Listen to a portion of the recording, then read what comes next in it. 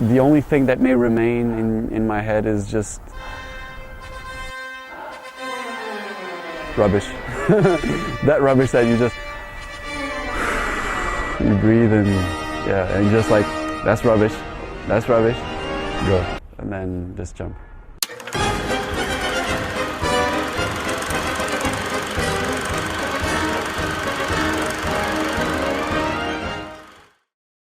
I started off from Bombay, Pedro started off from Bangalore. Both of us took the train to reach Delhi.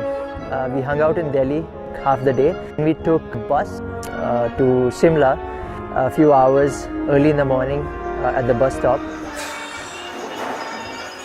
Took another bus and came to Rampur. So it was pretty hectic the first few days. So that way I'm not a big travel person.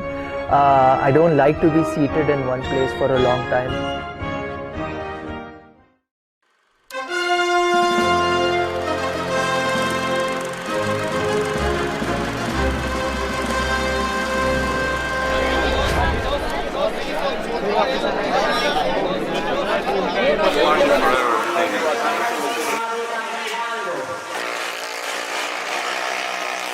I don't know how it works.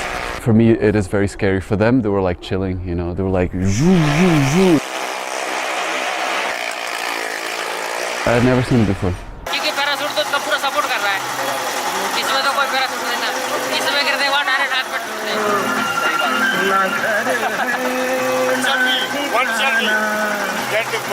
मुझे चलते जाना है बस चलते जाना. I was wondering what that guy said back there, that anyone can jump with a parachute. You just need enough motivation or enough willpower to do it. What do you think? I think that's the same with anything else in life. You have enough motivation, you can do it. But with parachutes, I mean, I honestly don't know. No, parachutes don't fail. People do. He's like, what I do, we have broken bones, we have scars, stuff like that. But I don't think I don't want any that should scars be, or... yeah, exactly. That should be a way to prove that you're doing something crazy.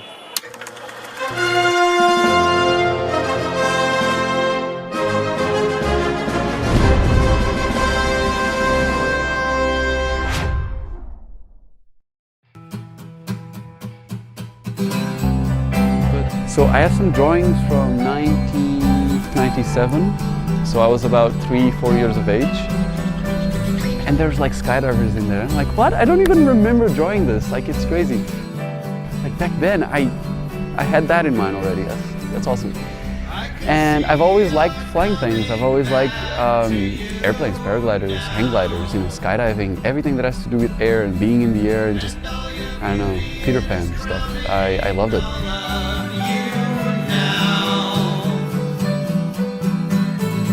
It's been a rough ride for me, especially convincing family and all. My parents are not gonna understand this, but maybe when they see all this, you know, when they see my community, they understand, okay, you know, this guy is happy doing what he's doing. Nice. They say base jumpers never grow old because they die young, or, you know, they die before graying out. But that's not true. I met some really amazing old-time base jumpers and they're still jumping. It's just that you need a level head and be super responsible. Pedro has a tap installed inside his mouth. I knew he could be a good partner because he wouldn't jump anything and everything.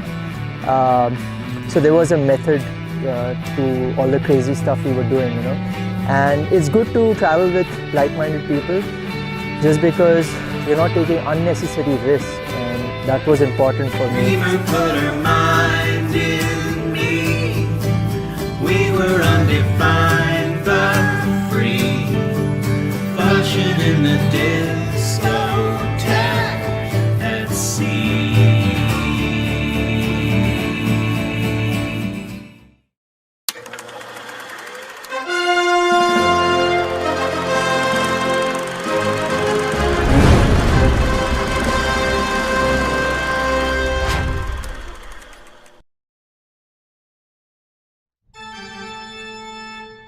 मेरे मेरे mind में थी वो मतलब यही चीज़ आई, तरंडा ढांक, जो मतलब बहुत ही प्रोमिनेंट फीचर है जब भी आपकी नॉर्थ स्पीति या फिर कोई भी एरिया इंटीरियर एरिया में आप जा रहे हैं तो। Konkankara was easy. It was just a big, like, thumb. It's a big concave surface. I think this is definitely more technical. There's not much margin for error over here. We can't be stupid. We can't take too many risks. All we saw were images, and we didn't know how it's going to be. The image that I had, I used some calculations based on just extrapolating the height, and in fact we got like 200 feet more than what I had calculated, so that's pretty cool. Since it has never been done, it's like it has never been tested. So we're going to be like the test dummies. So the landing areas that we had there, we have to like really stick it. It's like small, everything else just big boulders where you can break your legs. You know, it's beaches down there. We're gonna land on the beach. It's like...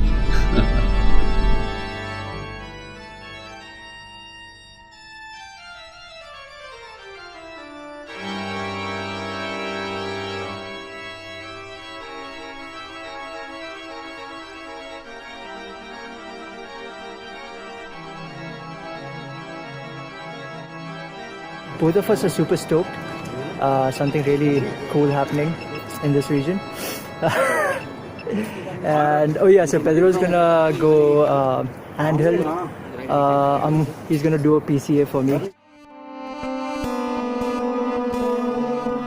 3, 2, 1, base.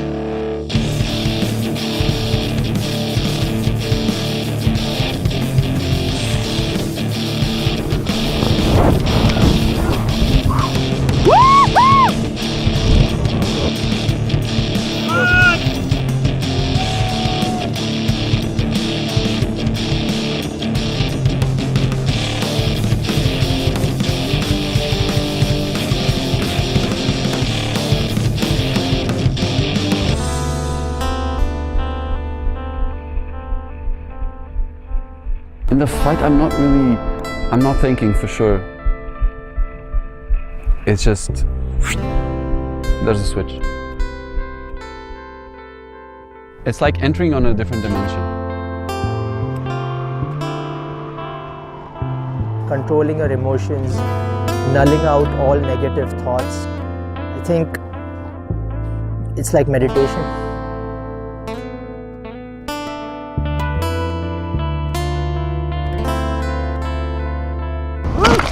Oh fuck! Are you hurt, Sergeant? No, I'm fine. I stuck the landing. It's just that I came heavy on my leg, but it feels fine. So I was going towards Sajid. Whoa, man. And then I realized, whoa, that's so small. 180 degrees, nope. I'm not going there, man. Fuck that shit. Altitude, size of the landing area, and where's the other landing area, like all that situation combined, it's just an instant reaction.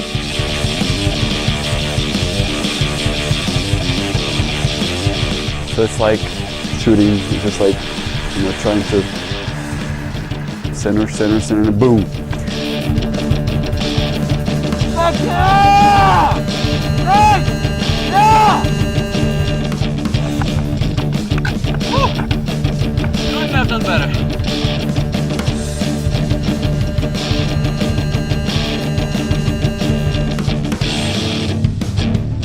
We've nailed our first base jump in Himachal Pradesh. I'm fine, super excited. Adrenaline kicking in now. Hopefully we shouldn't have any swollen bones. Very good landing. Good. Awesome. I'm proud of myself for that.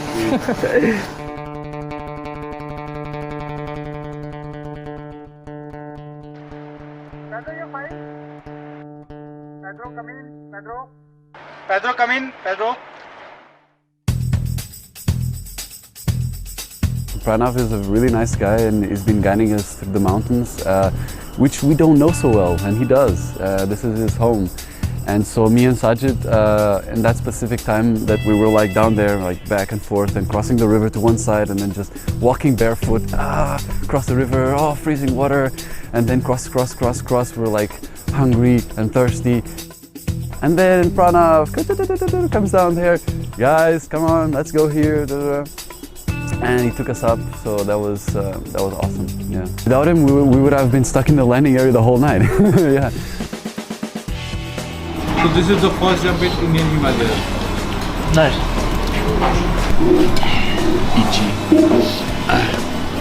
I know. The thing, the leaves. What are they? Sting weeds. Sting weeds. What are they called? Bichu. Yeah. You like bichu. The bichu gas exit. Bichu ghas. Bichu ghas exit. I like that. Bichu gas exit. Found it.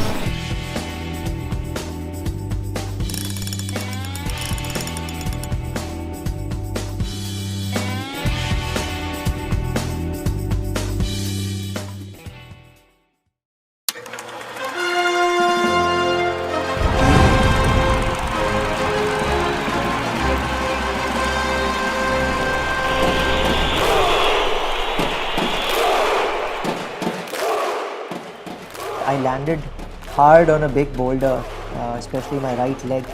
Luckily nothing was broken, but I could feel it right behind my knee on my ligaments side. So I decided to take it easy and not take any further big risks, and just give my leg a rest for a few days. Part of the adventure. But Pedro was really keen on opening some more exits because there were some really beautiful vertical walls around the region where we made our first jump.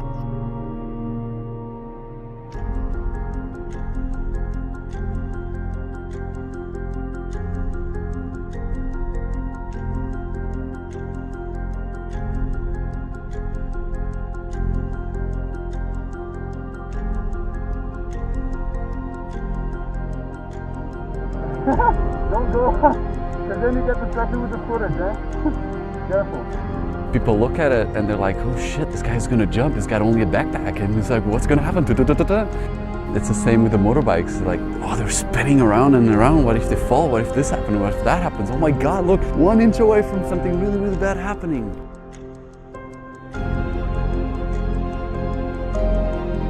So whenever we see something like scary or out of the norm, people get attracted to it because yeah, it is extreme and it is scary.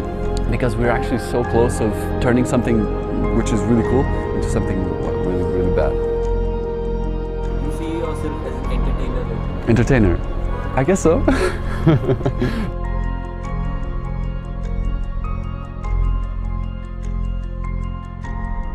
The whole concept is people fearing the unknown.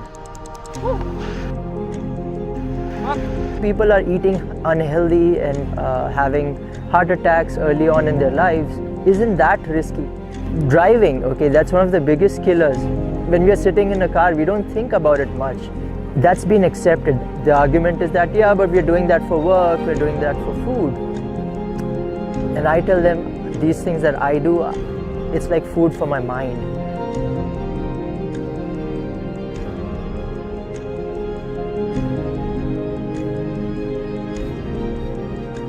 Show खत्म पैसा आ जाए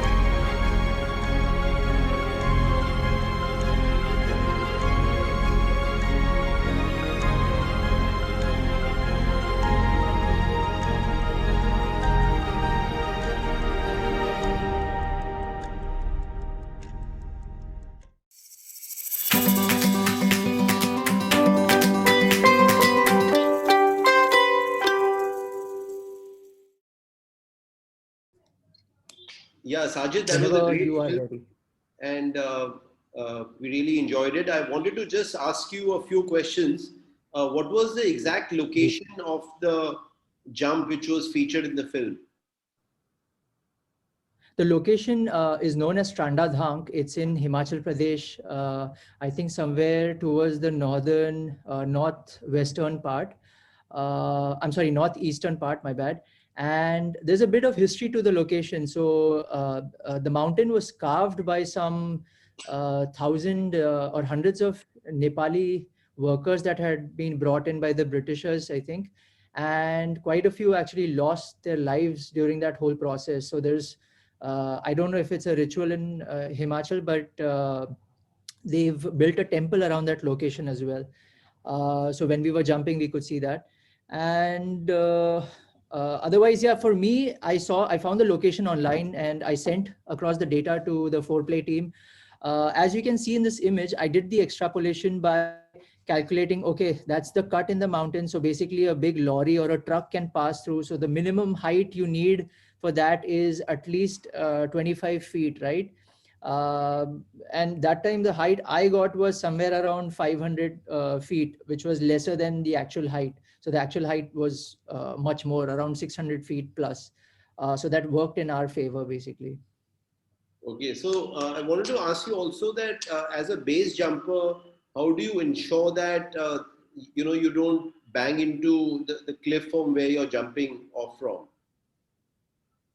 Okay, so there's a lot of research that goes before you plan a jump, right? Like you need to, first of all, you need to ensure that the landing area exists. It's not treacherous like boulders, trees, power lines, etc.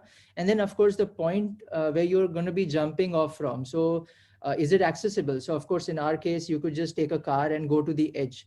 The cliff was decently vertical enough for us. We still just for our sake, we put a plank over there to jump off it. So as you can see in this image, that's Pedro jumping off. And a normal human, when you jump, you can just take like with one step, you can create a separation of 6 to 8 feet. If you run and jump, you can create much more. So that's the horizontal separation bit.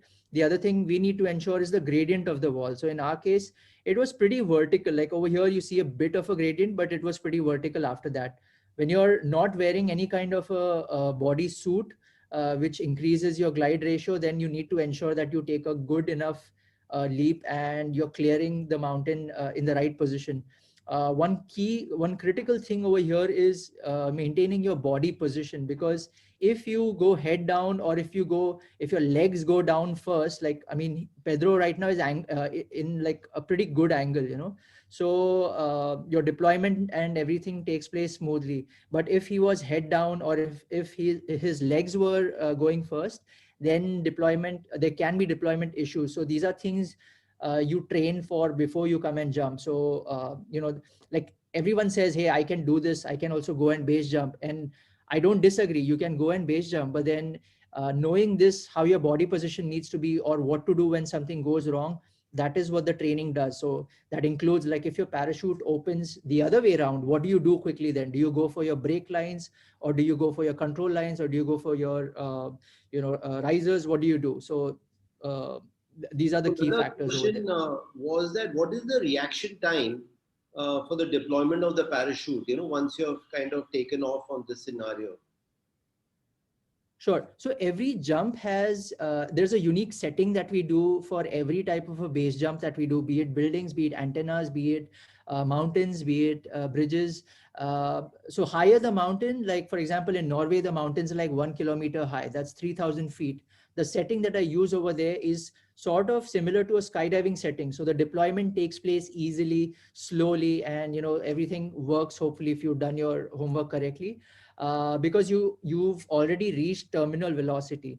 In this case, we haven't. We are still like super slow. It's like falling into dead air, right? So because I was the first jumper, kind of like the guinea pig over here, we did something called as a pilot chute assisted jump. So you can see Pedro holding the pilot chute or the bridle in his hand, and all I had to do was just jump, right? So the extraction will automatically happen because I trust Pedro and he knows what he's doing over here. That gives him enough data. Okay, this cliff is easy to jump with the pilot chute held in his hand. So the jump that he did was he threw the pilot chute directly from his hand. He didn't pack it inside his container. When you're doing higher jumps, then you pack it inside your container, and you take a decent amount of free fall and then you deploy. Over here, our free fall was probably 1 or 2 seconds max. Maybe Pedro had more of that, 3-4 seconds. But yeah, I hope that helps answer your questions. What are the other risks involved in such an endeavor? Okay, as I said earlier, the base jump, any kind of a base jump doesn't start like by you just looking at a building or a mountain, right? You have to study different factors. So these are some of the factors I've listed over here. Your equipment, having the right kind of equipment for that jump, packing it correctly, ensuring that it should function the way it is designed to. And skydiving and base jumping equipment has gone a lot of iteration over the years, and what you use right now is some of the the best equipment you can get. So its job is to perform and to land you safely. Mistakes happen mostly because of human error, misjudgment, or complacency as well. The other crucial factor is, of course, weather. Understanding weather pattern. What are the winds doing? That's something we did in Trandadhank also for like 2 days. We tried to figure out which directions are the winds blowing, and what happens during morning, what happens during evening, what happens during afternoons. In fact, the window for us was somewhere around afternoon, because things had calmed down, especially in valleys. Once the sun is rising, you have the katabatic and anabatic effect. So you want to, you need to keep a watch on these things as well. Of course, the last and one of the most critical factors is physical and mental conditions. Sometimes we don't pay attention to these things. If you're tired already by walking on top to the top of the cliff, and you feel tired or exhausted, or you didn't have enough water, just back out. The mountain's always going to be there. You can go back, jump, do your jump again. Having the right people around you, having positive thoughts around you. Sometimes, like, I've seen people, they'll continuously talk about death, like, oh my God, they'll start freaking out. It happens with a lot of new people at times, or like experienced people just joking with new people, right? So you need to control all these factors and understand what your limitations are.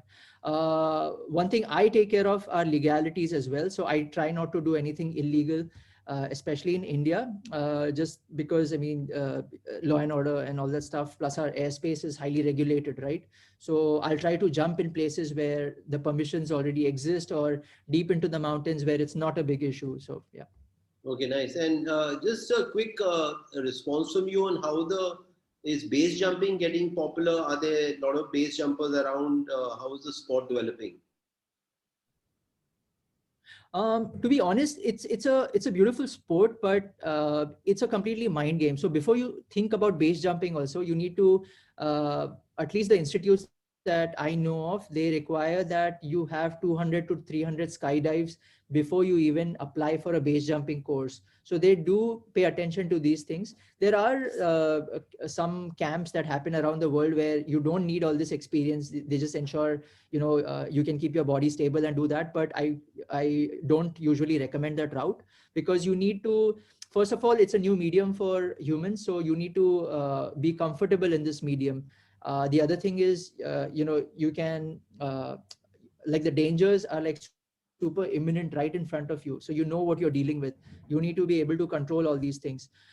In India, I think there are around 5 active base jumpers, and that includes me, some of them ex-military, and a few civilians in those. Okay, nice. And just a last quick question from you, sir. Is there any difference in base jumping if you look at Himalayan setting as compared to something in the Sahyadris? There definitely is. So every terrain has its own unique challenges. It can be altitude. It can be the way the valley system works over there. So for example, the Sahyadri jumps are mostly around sea level or slightly above sea level. So the air is much more denser than what I would see in the Himalayas, right? Because you're up in high altitudes, the air is slightly more thinner. So your flying dynamics change, your free fall dynamics change, etc. These are just some of the examples. Like if you look at a building over here, The way winds function around this building is different because there are rotors that get created around them. The way this mountain is from Norway, the way you jump off this mountain and fly away from the mountain, that's a different type of a jump. Windmills, antennas, bridges, etc. They are also, I mean, because this is very open, they're more fun, but definitely they are also challenging. And of course, you need to check the legal aspects for these objects. Great. That's really interesting and a great film and a nice chat. Thank you, Sajid, for your time. Thank you so much. Thank you.